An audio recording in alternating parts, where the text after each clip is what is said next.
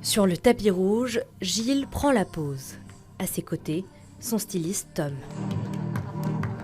C'est lui qui est derrière la création de ce costume un peu particulier. Pour la tenue de Gilles, j'ai facilité sa façon de s'habiller avec un zip qui vient ici.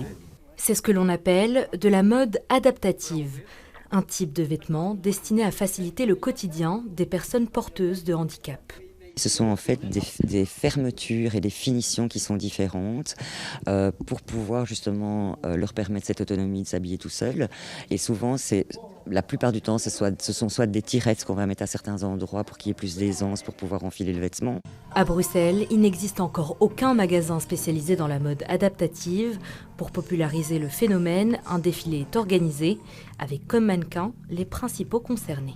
Il pouvait avoir une ouverture au niveau des écoles de stylisme et compagnie en fonction de ma morphologie, parce que quand on me pose la question comment je m'habille tous les jours, c'est j'achète les vêtements et c'est j'ai une couturière qui qui raccourcit ou qui ajuste les manches. L'objectif, visibiliser et inclure les personnes porteuses de handicap visibles, mais également invisibles. Christelle souffre de fibromyalgie, un syndrome qui l'oblige à adapter son quotidien depuis plus de 10 ans. C'est souvent des personnes qui sont incomprises et dont on ne parle pas spécialement, et donc on les prend pour des fainéants. Et donc, quelque part, c'était l'occasion, je trouve ça super, d'inclure en fait tous ces handicaps qu'on ne voit pas.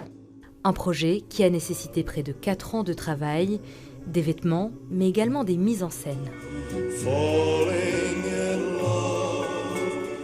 Au total, près de 180 personnes sont attendues pour le défilé qui aura lieu demain soir.